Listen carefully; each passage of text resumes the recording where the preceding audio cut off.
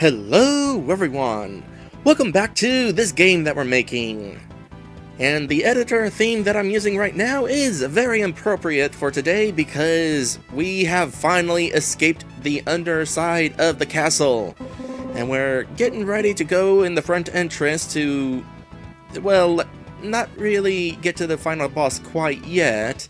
Not in this particular session. But it is the lair of the final boss. He just won't be created for a little bit. Got other stuff to make in there first. That said, it's kind of funny that the lair of the final boss is there and we actually start the final dungeon up here. Could have saved a whole lot of time and made things easier had we just started down here, but you know, probably what our heroes were figuring on is that, hey, usually the final boss is up at the top. Let's just skip the bottom and go straight for the top. No, that was a mistake. Yeah, that's the reasoning we're going with. I'm not actually going to give that reason in the actual game, but we will say that here in this stream. Now then, I've decided that, yeah, I am going to go ahead and have this underpiece sitting like right there. What graphic is it? 91? Okay, so back underneath real quick. Not there. At the edge of this.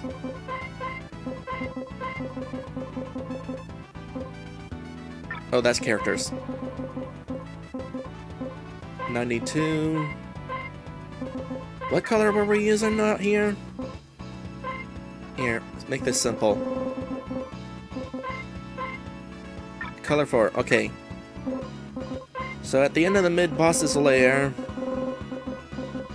we'll kind of have these sitting here sort of to indicate that, hey, there's something there. You can kind of... consistency, basically. We're starting to see sort of the edge of the outside.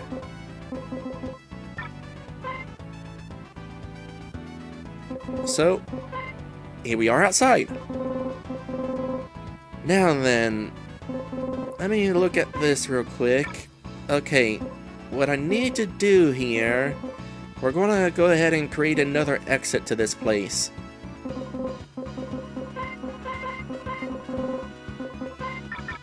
First things first, once we've escaped the underside of the castle, this is going to disappear because this is our rope up. And it's essentially been moved down lower after we escaped the underside of the castle. So, 21...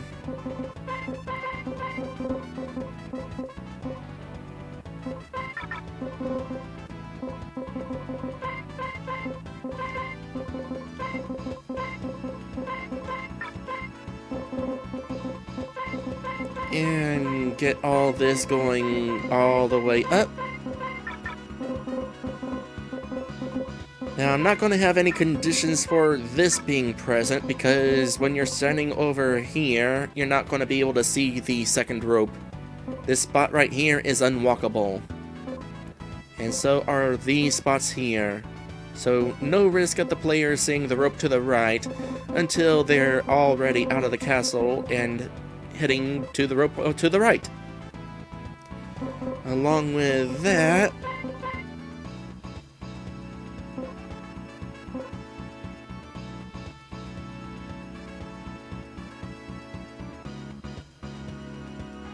I'm actually going to want to do something a little bit different, actually. So, under the castle, no, not there under the castle. I have it set up so we turn on switch 8 when we leave. I'm actually going to want to create a new switch. Switch 22, we'll call it. Out from under, we'll call it. So, switch 22. Because I'm going to need to use switch number 8 under a different circumstance. Oh, hello there, Sir Rosser! I am making great progress today. In fact, I should totally show you what I have created here in just a minute or two.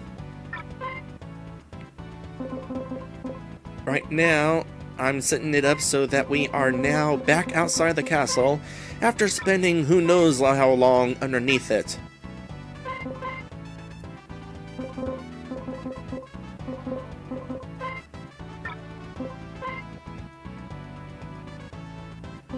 Move party to the left. Oh yeah, we need to take over to these pieces down here so that they appear. Oh yeah. You know what? Get rid of that. I think, yeah. Get rid of that. No. No. No. Okay. Trying to think what I want to do here. I guess for just a moment, we are going to have the screen be darkened.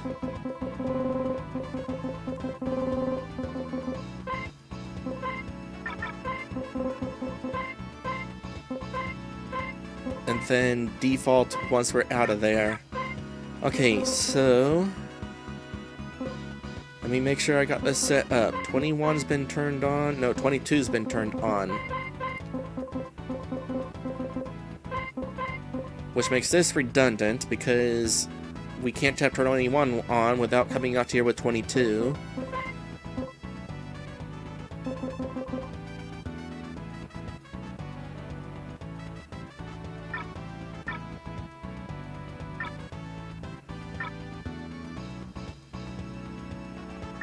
And before that, we need a page with 21 on it.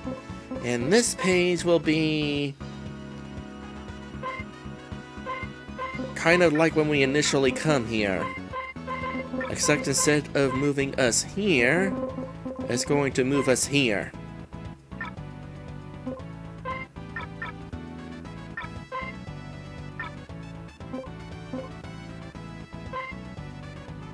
Meanwhile, page 8 I'm actually going to put after that particular condition, so that page 8 can still be activated regardless of whether we've left the underside of the castle or not.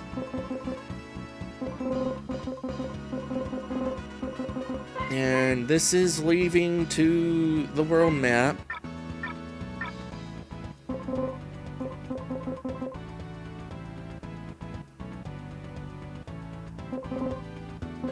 Yeah. Let's see here. Sir Rosser says, I'm totally looking forward to play testing this to catch any possible bugs before some dude on the internet plays the game for the first time and finds every detail of what doesn't work out of the blue. Well, in that case, do you want to see the thing that I have made today, or do you want to be surprised by it? In the meantime, I'm going to go over some changes that I made off camera before today's stream, because I did make a few changes that were kind of necessary. So, the encounter rate under the castle, I decided, yeah, it is a little bit on the high side, I guess, even with compensating for the mechanic that is down here.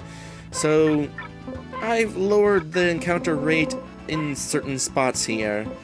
So instead of 2, this is like 1.5, and down here with the monsters in this spot, it's a little bit lower, a little bit lower here, all the way low there in fact, and then at the bottom of it, a little bit higher. So that's that. Sir Rosser says, I leave it up to you, probably more effective if I don't know what to look for, right? Yeah, in that case, I'd go ahead and not show you. Alright, so another thing I did was Jenny's giant shield I lowered from 15 defense to 10. Because 15 was a little bit too strong. Another thing I did,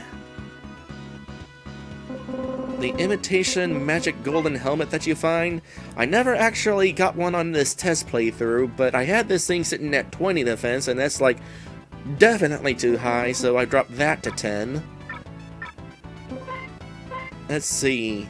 I decided that, yeah, maybe Daristrix's defense was a little too high, so I dropped it from 7 down to 5. Still the highest defense growth of the 3 characters.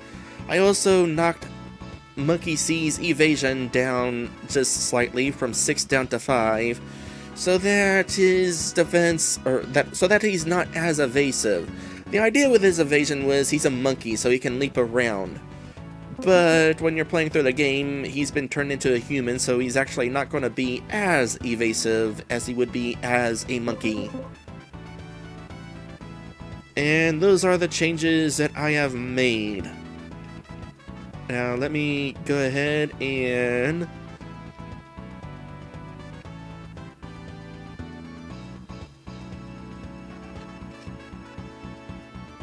deleting some stuff in my notes so that I know not to talk about them anymore.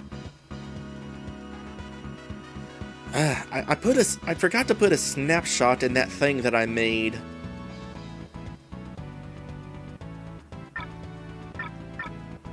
A snapshot there would have been kind of nice to have. So I probably will throw in a snapshot real quick.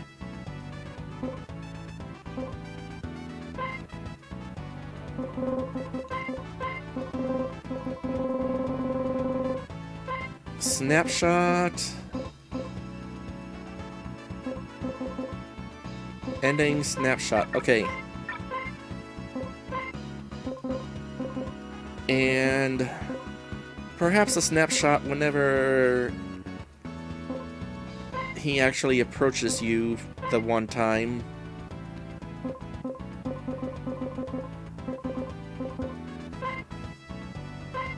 Yeah. So that's 2 additional snapshots. So we're up to 12, I believe? I think so. Okay, back to the outside of the castle. Is there anything else I want to do out here before moving on? Probably not. I think I mainly just want to check whether this stuff actually works. Leaving the underside of the castle, that is.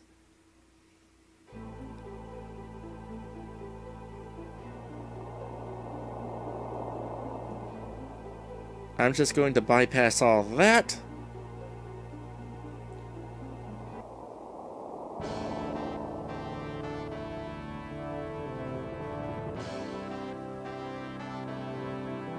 Cool.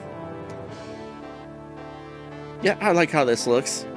And so we should be able to kind of leave. And if we come back, it's probably going to set me back at the top of the castle. No, it set me there. It set me there because the condition for starting down here is only triggered if I do that special thing that I made, which I'm not going to do now because Sir Rosser's here and I don't want him to see that. So I'll just go ahead and kind of start working on the next section of the castle. The final section of the castle.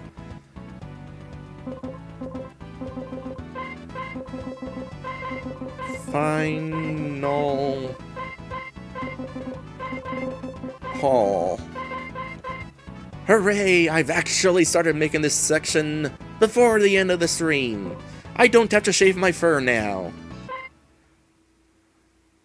So what music do we want here?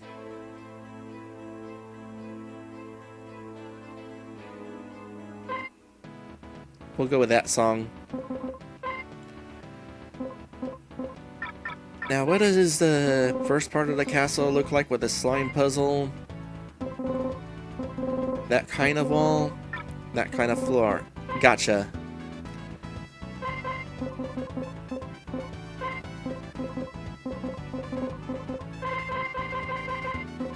So the final boss will be kind of...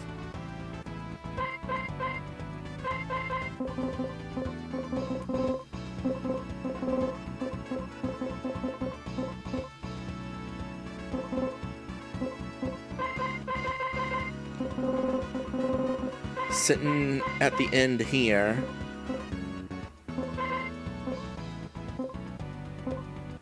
No, not that narrow.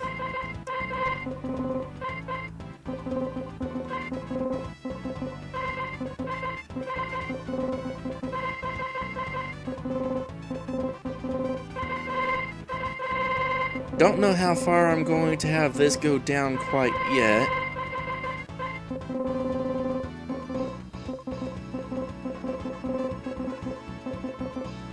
Actually, I might have to change the width of that a little bit more. So the final boss will be kind of sitting inside the big old door here. Yeah, with that in mind, we'll want to kind of have this all centered. Symmetrical, that is.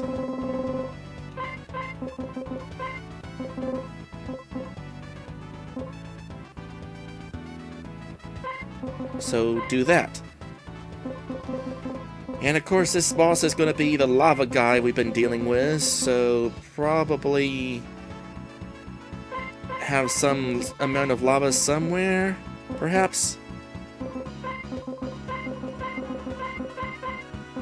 I'm also going to have like a carpet leading up to him. This thing right here.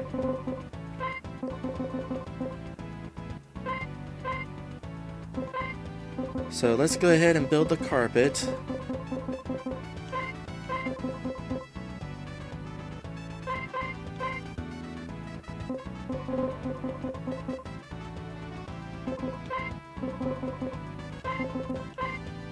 Kind of have that there. And the little stairway.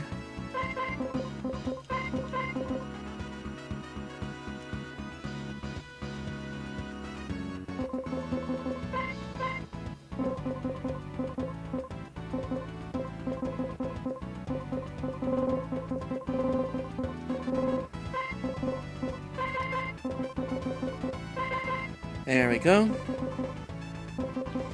Do I want this to be that big? Perhaps not. Let me go ahead and lower this a little bit. Yeah, I like that.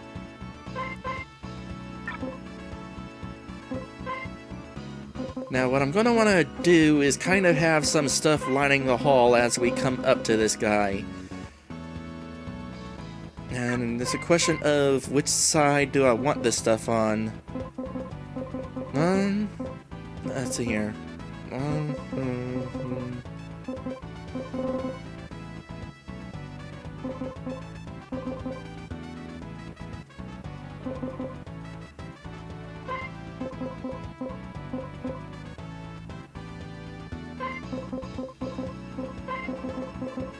Like so, perhaps?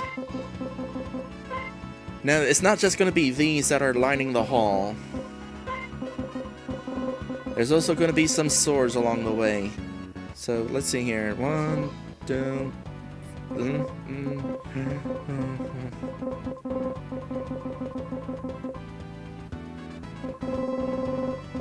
Yeah, I like that.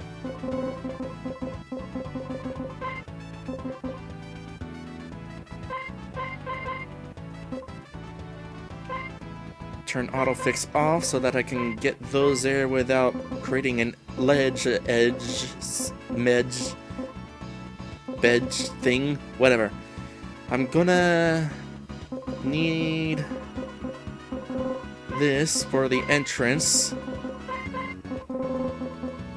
Okay, parts 2 again.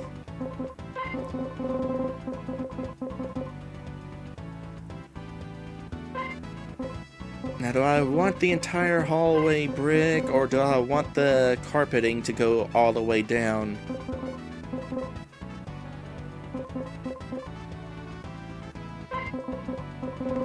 Nah, we'll do the carpeting all the way down. To kind of show the significance of this set piece. Of this room, that is. Because, hey, we got this big old carpet and there's different music. This must be the lead up to the final boss.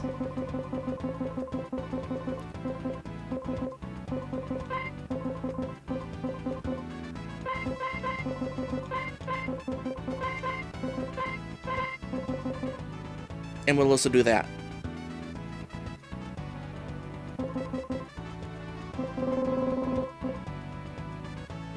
So now we've created the start of the... Well, we've got the map anyway. We got the map. Let's go ahead and allow ourselves to go into the map. So it'll be kind of like this. The event that we've already got.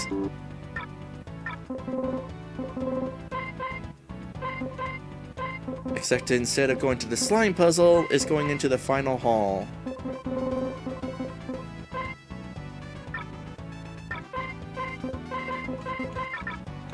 And get some symmetry going here.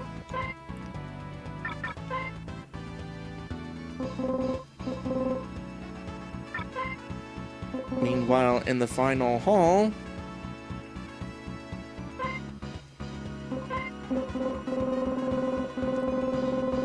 where is it? There we go. Same deal as usual. Move party up one space out of the entryway. Now, as a reminder, I'm doing it like this just to be fancy, to kind of show that the party was walking in. If you want to do things the normal way, which probably would be a lot easier, then what I would just suggest doing is, instead of having them step inward, you just place the entry point out of the exit. That way, when they turn around and go out the exit, they can just go out the exit rather than have to move up and then down. But I've got it set up so that when they do appear here, the game automatically moves them out of the exit to kind of have that train of characters be led in. Now, something else I'm going to do here is something kind of special. We've been going through this whole game, and we have yet to find the water stick in it. Well, the water stick is actually going to be in here. So I'm going to throw in some swords. Where are my swords?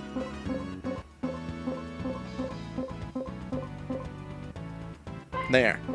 What color do I want? I suppose we'll just go with regular sword color. So there's going to be a sword there, there, there, there, not there, there, there.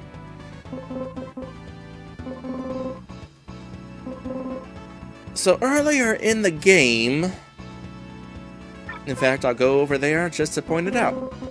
Way back in the Inferno, we had this false wall that led to a treasure chest. It was kind of obvious that there was a false wall here, because why is there a treasure chest here but no path leading to it? And also the empty torches that are sitting right here. So that's kind of a lesson that, hey, false walls are kind of a thing potentially in this game, and I'm going to follow up on that by going to where these swords are, and there's this, of course, a spot right here where there is no sword. If the player's paying attention, they will find that awfully suspicious. Well, as it turns out, the reason why there's not a sword there is because this is another false wall that we're going to have. So the player will be able to walk here, and let's see, go back into the Inferno real quick.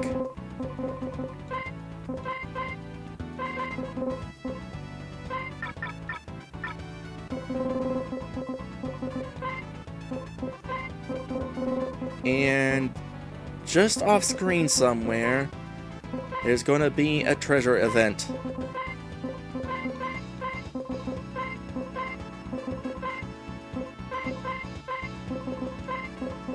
And this is going to have the water stick.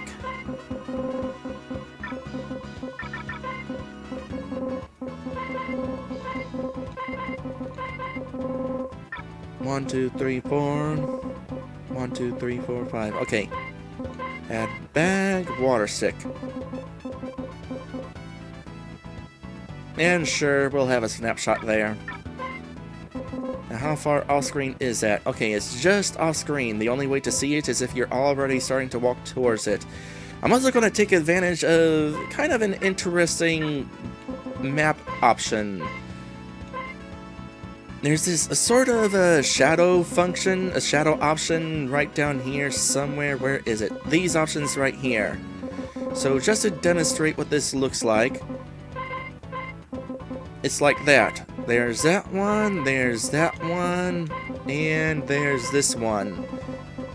The player would be walking basically under these. And I'm gonna go ahead and kind of have these over here. I'm gonna go with the thinnest one. It's gonna be like right here, and these are walkable.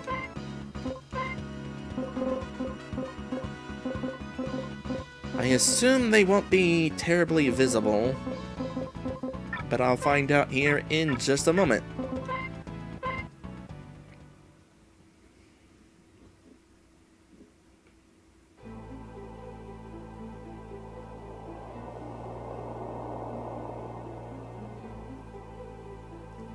Screw all y'all.